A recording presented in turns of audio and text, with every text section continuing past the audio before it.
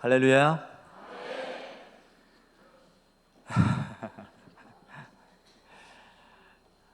저는 소개받은 아프리카 카메룬 선교사입니다. 오늘 말씀을 전할 기회를 주신 우리 윤은규 목사님 그리고 남북교회 진심으로 감사드립니다.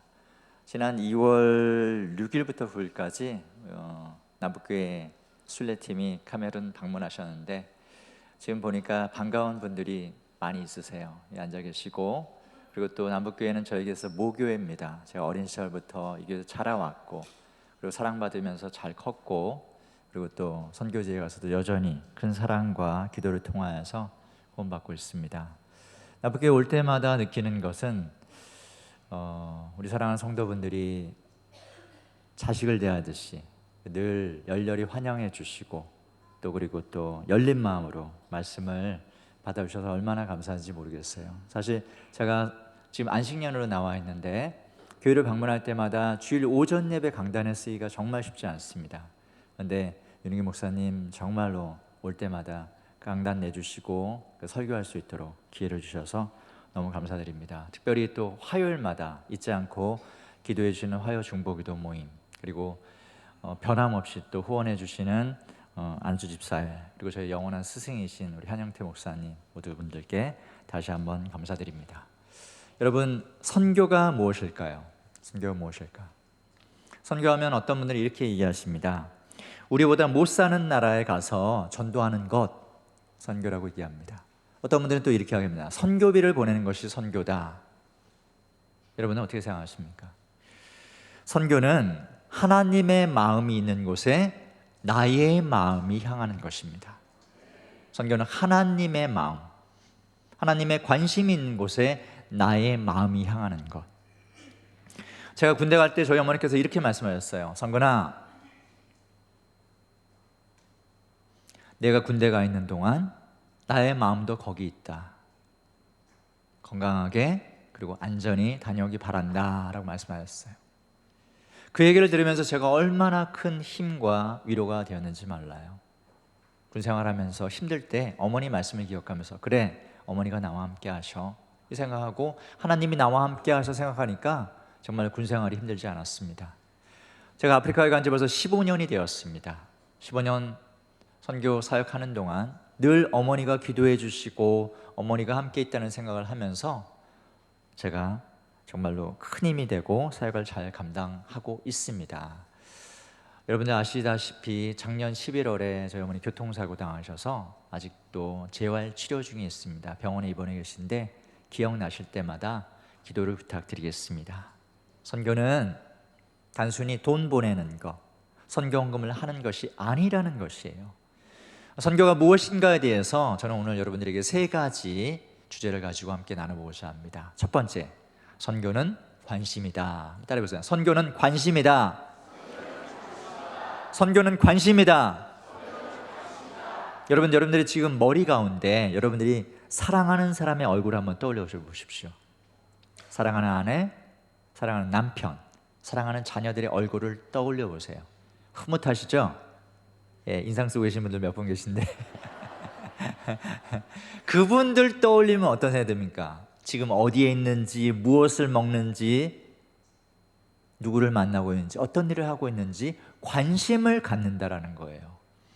하지만 사랑하지 않는 사람에게 관심 갖습니까? 옆집 아저씨가 지금 뭘 하는지, 옆집 아주머니가 지금 누구를 만나는지 관심 있습니까? 없어요. 관심 없다라는 거예요. 여러분들 하나님을 사랑하십니까? 하나님을 사랑하신다면 하나님의 마음이 있는 곳, 하나님이 관심 갖고 있는 곳, 하나님이 사랑하는 영혼에게 우리도 관심을 가져야 한다는 사실입니다. 하나님의 관심이 나의 관심이 되어야 된다는 것입니다. 하나님, 당신의 마음이 어디를 향하고 계십니까? 하나님, 당신이 관심 갖고 있는 영혼이 누구입니까? 하나님의 관심이 나의 관심이 되기 원합니다. 이렇게 기도해야 된다는 사실입니다. 하나님의 바라보시는 아프리카, 하나님이 관심 갖고 계신 선교지에 우리의 관심이 있어야 한다는 사실이에요. 선교사님, 지난번에 얘기 들었더니 아프리카에 납치가 있었다 그러던데 선교사님 안전은 어떠십니까? 아프리카에도 여전히 테러들이 많이 일어난다고 하는데 선교사님은 주변 지역이 안전합니까? 오늘 보니까 한국의 날씨도 이렇게 덥다고 하는데 대프리카, 광프리카, 서프리카 얘기하는데 아프리카의 날씨는 어떻습니까? 지난번 기도 편지 보니까 선교사님 아프시다고 하던데 지금 건강은 어떠세요? 관심을 갖고 물어야 한다라는 사실이에요. 제가 카메라에서 사역하면서 교회 사역도 하지만 학교 사역을 합니다. 열방학교라는 곳에 사역합니다. 유치원, 초등학교, 중고등학교 아이들에게 말씀을 전합니다. 매주 화요일마다 중고등학생들한테 말씀 전하고 금요일마다 유치원, 초등학교 아이들한테 말씀을 가르칩니다. 그런데 이 곳에서 사역하면서 유치원, 초등학교 아이들이 저를 보면 어떻게 하는지 아세요? 봉주, 파스타 바나바스. 이게 무슨 봉주가 안녕하세요 라는 인사입니다. 파스타 바나바스는 제가 바나바스 목사님이란 뜻이에요. 그러니까 다시 말해서 바나바스 목사님 안녕하세요 하는데 그냥 인사하는 게 아니에요. 막 손을 흔들면서 인사를 합니다. 저기 멀리서부터 막 달려와서 저한테 팍 안깁니다. 한 녀석만 안기는 게 아니에요. 2명, 3명, 4명 뒤에도 달라붙고 막 반갑다고 그럽니다. 왜 그럴까요? 내가 아이들한테 관심을 갖고 있으니까, 내가 이 아이들을 사랑하니까 그 아이들도 나에게 관심 갖고 마음을 연다라는 사실이에요. 한번 학교에서 종업식이 있었습니다. 종업식은 뭐냐면 졸업식은 초등학교 마치면 중학교 올라갈 때 졸업식 하잖아요. 근데 그게 아니라 한 학년을 마치면 1년 동안 수고했으니까 1년 동안 배운 것들, 그리고 1년 동안 자기네들이 준비한 것들을 부모님들을 초청해서 발표회를 합니다. 종업식이라고 그러는데 종업식에 부모님들이 오셨어요. 근데 부모님이 저를 붙잡고 그러시는 거예요. 당신이 파스타 바나바스냐고. 그래서 맞습니다 그랬더니 오늘 만나서 너무 반갑다는 거예요. 그래서 무슨 일이십니까? 물었더니 이런 거예요. 우리 아이가 집에만 오면 오늘 파스타 목사님이 자기한테 어떻게 했고, 파스타 목사님이 오늘 자기를 어떻게 대했고, 이 얘기를 자꾸 한다는 거예요. 교장 선생님, 담임 선생님 얘기는 안 하고 파스타 얘기만 하니까 너무 궁금하다, 오늘 만나서 너무너무 반갑다라고 얘기를 하더라고요. 제가 그 얘기를 들으면서 제가 너무너무 흐뭇한 거예요. 그래도 내가 열심히 사역하고 있구나라는 생각이 드는 거예요. 왜? 내가 아이들을 사랑하고 이 아이들에게 관심이 있으니까 이 아이들도 나를 사랑하고 나에게 관심을 갖고 나에게 그 사랑을 표현한다라는 것입니다. 성경 말씀을 하나 읽어보겠습니다. 마태복음 6장 21절입니다. 마태복음 6장에 다 함께 읽겠습니다. 시작. 내 보물이 있는 그곳에는 내 마음도 있느니라. 다시 한번 읽겠습니다. 내 보물이 있는 그곳에는 내 마음도 있느니라. 뭐라고요? 너의 보물이 있는 그곳에 너의 마음도 있다. 성근이의 보물이 있는 그곳에 성근이의 마음도 있다. 여러분들의 이름을 넣어서 한번 읽어보세요. 아무개의 마음이 있는 곳에 아무개의 보물이 있다라는 거예요. 보물이 뭡니까? 보물이 뭡니까? 보물은 가장 중요하게 생각하는 것, 내가 가장 중요하게 관심을 갖고 있는 것이 보물입니다. 사랑하는 남북교회 성도 여러분, 여러분들의 보물은 무엇입니까? 돈입니까? 여러분의 자녀입니까? 아니면 세상의 즐거움입니까? 아니면 세상의 명예입니까? 아니면 좋은 대학 가는 겁니까? 좋은 대학 나와서 좋은 직장에 취직하는 겁니까? 하나님의 복음 전하는 사역에, 하나님의 복음 전하는 복음 사역에 여러분의 관심이 있기를 축원합니다. 몇 주 전에 한 교회에 방문했습니다. 선교복을 하러 갔습니다. 선교복을 다 마치고 내려왔는데 한 성도분이 저에게 찾아오셨어요. 그래서 조그만 봉투를 하나 내미시면서 이렇게 말씀하시는 거예요. 선교사님, 수박값입니다. 그러는 거예요. 수박값이요?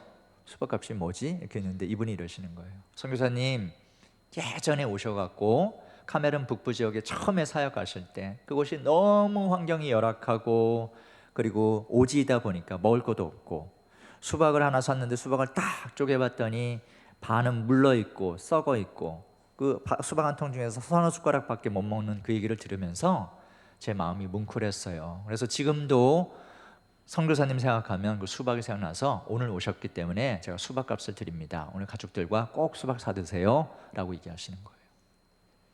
제가 잊고 있던 그 이야기, 10년도 훨씬 지난 그 이야기를 그분은 계속적으로 관심 갖고 그리고 기도하고 있었다라는 사실입니다. 선교는 관심인 줄 믿습니다. 창세기 3장 9절에 이렇게 얘기합니다. 하나님이 아담에게 이르시기를 아담아 내가 어디 있느냐. 뭐라고요? 아담아 내가 어디 있느냐. 한번 해보세요. 아담아 내가 어디 있느냐. 아담아 내가 어디 있느냐. 생각해 보세요. 하나님이 아담이 어디 있는지 모르세요?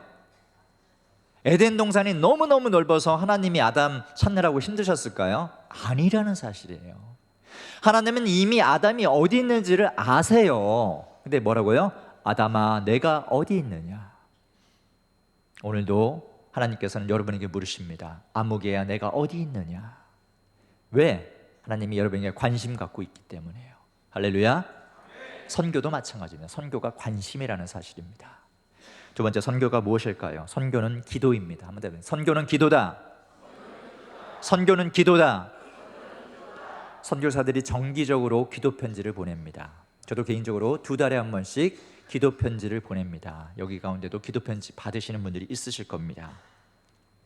기도 편지가 뭘까요? 기도 편지. 기도 편지는 쉽게 말해 기도해 달라는 거예요.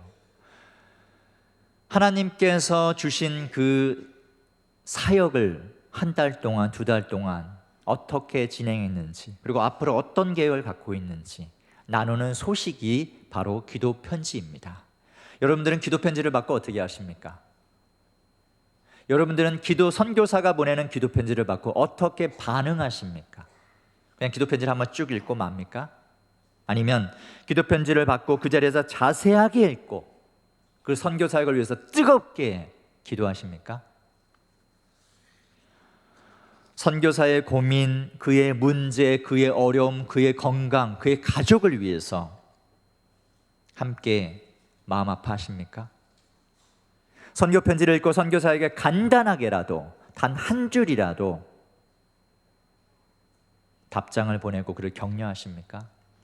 제가 옛날에 선교 시작할 때는 다 일일이 손으로 쓴 편지를 보냈습니다. 좀 시간이 지나는 다음에 이메일을 썼어요. 근데 지금은 이메일 보내면 다 반송 처리됩니다. 왜? 한국에서 이메일 거의 쓰시는 분 없으시더라고요. 공적인 일에만 이메일 쓰시고 다 뭐합니까? 카톡 보내면은 바로바로 갑니다. 사랑하는 성도 여러분, 여러분 선교사들에게 받는 카톡이 있으시다면, 기도 편지가 있으시다면 어떻게 하십니까? 그 카톡을 받고 단 한 줄이라도 선교사님 수고하십니다. 기도하고 있습니다. 선교사님 기도 편지를 읽고 이러이러한 내용을 봤는데 제가 그 편지 그대로 기도하고 있습니다. 답장을 보내십니까? 그의 편지를 한 글자 한 글자 읽고 그 기도 제목을 가지고 무릎으로 하나님께 기도하는 것, 그것이 선교인 줄로 믿습니다. 선교사가 선교지에서 사역하고 안식년으로 혹은 선교보고하러 한국에 왔을 때 끝나고 나서 인사하면서 선교사님 수고 많으세요. 죄송합니다. 이거는 선교가 아닙니다. 선교사의 편지를 읽고 무릎으로 하나님 앞에 향해서 하나님, 그렇습니다. 선교사 사역을 위해서, 현지인들을 위해서, 그의 가족을 위해서 그가 눈물 뿌려 나눈 복음의 씨앗이 열매 맺기 위해서 오늘도 무릎으로 기도합니다. 이것이 선교인 줄로 믿습니다. 제가 선교 편지를 보낼 때마다 기도 편지 아랫부분에 항상 파란 글씨로 써서 보내는 것이 있습니다. 뭐라고 써 있냐면, 여러분의 무릎 꿇는 중보기도가 저희 가정의 선교 사역을 힘있게 도울 수 있습니다. 여러분의 무릎 꿇는 중보기도가 저희 가정의 선교 사역을 힘있게 도울 수 있습니다. 빈말이 아니에요. 선교사가 괜히 멋진 문구 하나 만들어서 보내는 빈말이 아니라는 겁니다. 여러분이 기도할 때 그 기도를 통하여서 선교사가 힘을 얻고 용기를 내고 그리고 격려를 받고 위로를 받고 선교사에게 힘있게 사역한다라는 것입니다. 산성근 선교사만을 위해서 기도하라고 말씀드리는 것이 아닙니다. 여러분들이 알고 있는 선교사들, 여러분들이 남북교회가 후원하고 있는 선교사들, 그리고 여러분들이 개인적으로 교제하고 있는 선교사들 누구도 좋습니다. 그들을 위해서 기도해 주십시오. 선교사는 슈퍼맨이 아닙니다. 마블의 어벤져스처럼 지구를 구할 수 있는 능력자도 아닙니다. 선교사는 연약한 존재이고 외로운 존재입니다. 그래서 선교사들에게 특별히 더 많은 기도가 필요하리라고 생각합니다. 여러분 12시 정오의 기도를 아십니까? 아시는데 대답 안 하시는 거죠? 12시에 알람을 맞춰 놓으시고 알람이 울리면 단 1분간만 집이든 학교든 교회든 아니면 직장이든 누구를 만나든 잠깐 1분간만 선교사를 위해서 기도하는 시간입니다. 제가 남북교회 올 때 여러 번 말씀드렸습니다. 여러분 12시에 알람 맞춰놓고 꼭 기도해 주십시오. 혹시 12시에 기도하는 분 있으세요? 있으면 손 들어 보십시오. 다 점잖으셔서 손 안 드시는 거죠? 오늘 이후로부터 알람을 맞춰 놓으시고 정말 그 시간만큼은 다른 사람이 아닌 여러분이 아는 누구라도 좋습니다. 선교사를 위해서 기도해 주십시오. 그의 사역, 그의 가정, 그의 건강, 그리고 그가 사역하는 함께하는 현지인들, 그리고 정말 눈물 뿌려서 사역하면서 열매 맺기 위해서 노력하는 구원의 복음의 사역을 위해서 기도해 주십시오. 여러분, 알라를 믿는 이슬람 신자를 모슬렘이라고 부릅니다. 모슬렘이 하루에 몇 번 기도하는지 아세요? 몇 번 기도할까요? 5번 기도합니다. 5번. 남북교회가 새벽 기도가 몇 시에 있습니까? 5시, 6시 있죠. 근데 이슬람 신자들은 4시면 일어납니다. 기도해요. 광장에서, 시장에서, 모스크에서, 또는 집에서 4시, 12시, 오후, 저녁 자기 전에 5번 철저하게 그 시간에 맞춰서 기도한다는 것이에요. 거짓 신을 믿는, 알라를 믿는 이슬람 신자도 하루에 5번씩 기도하는데, 유일하신 하나님, 천지를 창조하신 하나님, 우리를 구원하신 예수 그리스도, 그분께 단 하루에 한 번도 기도할 수 없을까요? 여러분 12시 기도를 기억하시고 매일 기도해 주시기를 바랍니다. 말씀 하나 읽겠습니다. 이사야 38장 5절 말씀입니다. 읽겠습니다. 시작. 너는 가서 히스기야에게 이르기를 내 조상 다윗의 하나님 여호와께서 이같이 말씀하시기를 내가 내 기도를 들었고 내 눈물을 보았노라. 내가 내 수 안에 15년을 더하고. 할렐루야. 뭐라고요? 내가 내 기도를 들었고 내 눈물을 보았노라. 히스기야 왕이 병이 들었습니다. 어떤 병이죠? 죽을 병이라고 얘기합니다. 내가 더 이상 살지 못하겠노라고 선지자를 보내서 하나님 말씀하십니다. 그때 히스기야가 벽을 보고 하나님 앞에 눈물로 기도합니다. 누구를 위해서? 자기를 위해서 기도했던 거예요. 하지만 그 눈물의 기도를 하나님께서 들으시고 뭐라 하세요? 내가 너의 눈물을 보았고 너의 기도를 들었노라 라고 말씀하세요. 그리고 그의 생명을 15년이나 연장시켜 주셨습니다. 사랑하는 성도 여러분, 내가 나 자신을 위한 기도가 아니라 다른 사람을 위해서, 선교사를 위해서 눈물로, 무릎으로 기도한다면 하나님이 듣지 않으시겠습니까? 눈물의 기도는 100% 응답받는 줄로 믿습니다. 무릎으로 하나님 앞에 기도하는 것들은, 기도하는 그 일들은 하나님께서 100% 응답받는 줄로 믿습니다. 여러분의 무릎 꿇는 중보기도가 선교사의 사역을 힘있게 도울 수 있습니다. 한번 따라해 보겠습니다. 나는 기도하는 선교사입니다. 무릎으로, 눈물로 선교사를 돕겠습니다. 할렐루야. 세 번째, 선교가 무엇일까요? 선교는 동행입니다. 동행. 따라해 보겠습니다. 선교는 동행이다. 선교는 동행이다. 묻겠습니다.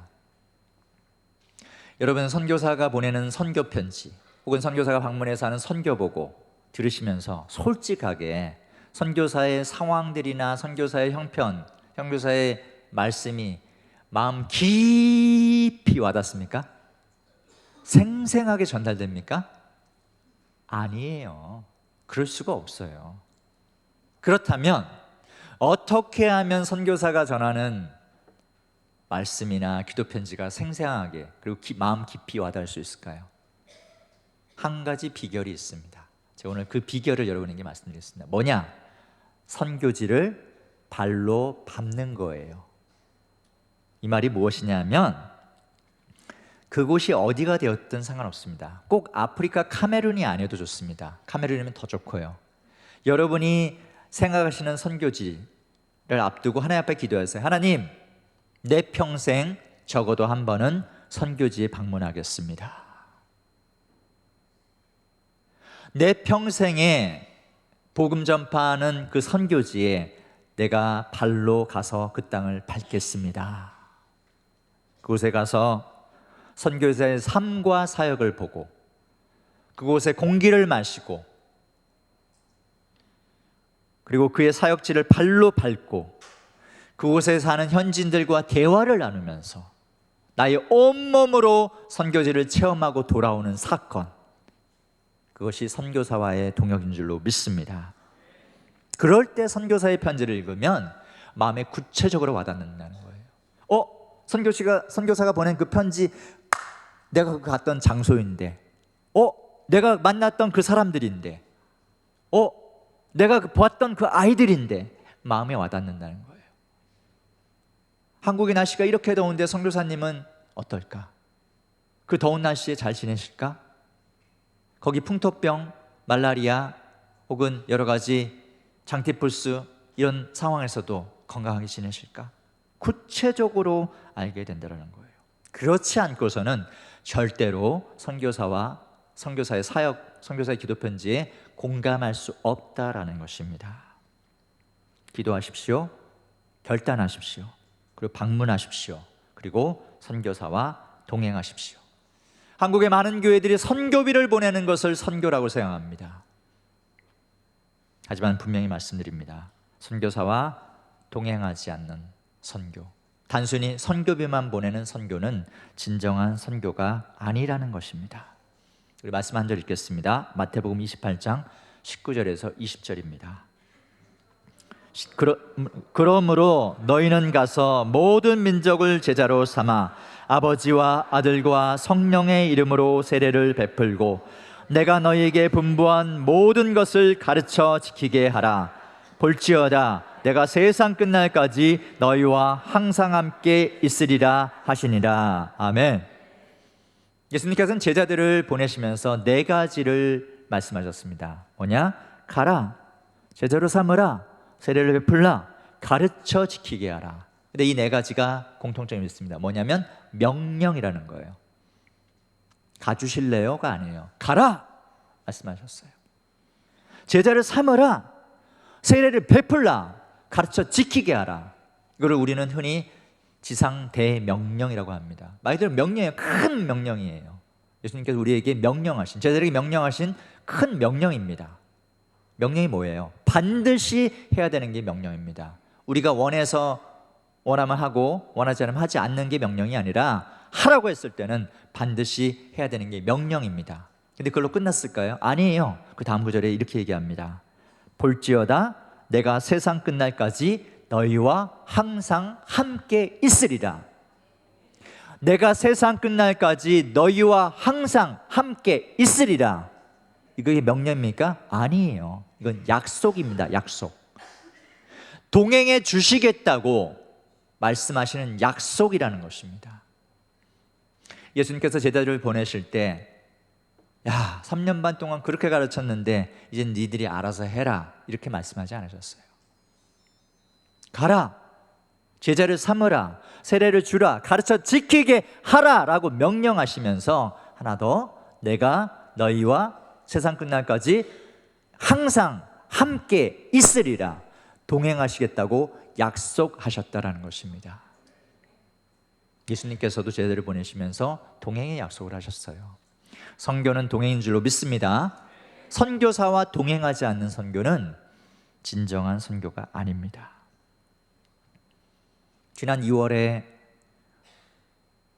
선교순례팀이 와서 카메루에 방문했을 때 오신 분들은 느끼셨을 거예요. 내가 알던 아프리카, 내가 생각하던 아프리카 아닐 수도 있었습니다. 하지만 거기에서 선교사와 동행하면서 느끼셨던 나름대로의 감정이 있으셨을 겁니다. 그분들이 오셔갖고 또 여러분들한테 또 전해준 이야기들이 있을 것입니다. 어떻습니까? 그거를 들을 때와 듣지 않을 때 너무너무 다르다는 거예요. 선교는 관심으로부터 시작되고 그리고 그 사역을 위해서 함께 기도하고 그리고 선교사와 동행하는 것으로 이어지는 줄로 믿습니다. 오늘 선교와 선교보고를 들으시면서 선교에 관심 갖고 그리고 선교사를 위해서 기도하고 선교사와 동행하기로 다짐하는 성도분들은 손을 들어주십시오. 다시 얘기했습니다. 나 오늘 선교 보고 들었다. 내가 이제는 선교에 관심 갖겠다. 기도하겠다. 동행하겠다. 손을 들어보십시오. 옆에 분들 보시고 따라 들으면 안 됩니다. 이렇게 올라오면 안 되고, 나는 정말 관심 갖고 기도하고 동행하겠다. 한번 따라해 보겠습니다. 손 내리지 마시고 손을 들고 따라해 보겠습니다. 나는 선교사입니다. 내 평생 선교에 관심 갖고 기도하고 동행하겠습니다. 할렐루야. 손 내리십시오. 여러분들 선사하셨어요. 지금요. 선사하시면 지키셔야 돼요. 선교사가 잘나서 선교하는 거 아닙니다. 선교사가 똑똑해서 선교하는 거 아닙니다. 선교사가 능력 있어서 선교하는 거 아닙니다. 선교사는 기도가 필요한 존재입니다. 관심이 필요한 존재입니다. 여러분들이 동행할 때 함께 할 수 있는 줄로 믿습니다. 하나님께서 예수님을 이 땅에 보내주셨어요. 왜 보내셨습니까? 한 가지 이유예요. 우리를 구원하시기 위해서. 하나님은 우리의 구원에 관심이 있으시다는 거예요. 저 잃어버린 영혼 구원받아야 되는데, 저 영혼이 예수님 믿고 자녀로 거듭나야 되는데 관심이 갖고 계시다는 거예요. 성령님을 통하여서 말할 수 없는 탄식으로 오늘도 우리를 위해서 기도하고 계시다는 거예요. 우리가 엉뚱한 짓 하고 넘어지고 죄 짓고 해도 성령님 통해서 기도하시는 거예요. 이 녀석이 철들고 믿음으로 자라가야 되는데 그분이 기도하고 계시다는 거예요. 그리고 오늘 본문 말씀을 통해서 주님은 뭐라고 하셨어요? 내가 세상 끝날까지 너희와 항상 함께 하시리라. 동행을 약속하셨다라는 거예요. 이것이 선교의 이유입니다. 이것이 복음 전파의 이유라는 거예요. 주님이, 하나님께서 우리의 죄를 위해서, 우리의 죄를 용서하시기 위해서 예수님이 이 땅에 보내시고 우리를 구원하시고, 그래서 우리에게 관심 갖고 성령님을 통하여서 기도하게 하시고 주님이 우리와 동행하시는 이 사건, 이것이 선교라는 것입니다. 여러분, 오늘도 말씀을 기억하시면서 주님, 여태까지 우리의 관심이 우리의 삶에 있었습니다. 그러나 이제부터는 선교에 관심 갖고, 선교사가 보내는 기도 편지를 단순히 한 번 읽고 버리거나 잊어버리는 것이 아니라 매일같이 주님 앞에 나와서 기도하고, 특별히 12시 중보기도 잊지 말고 기도해 주시고, 그리고 특별히 선교사와 끝까지 동행하는 우리의 사랑하는 남북교회 성도들 되시기를 축원합니다. 이 시간 함께 기도할 때는 주여 세 번 한번 크게 외치고, 주여, 그렇습니다. 여태까지 우리가 너무 막연하게 알고 있던 선교, 그러나 이제는 선교에 관심 갖고 기도하고 동행하는 삶을 매일매일 살게 하여 주시옵소서. 간절한 마음으로 뜨겁게 주여 세 번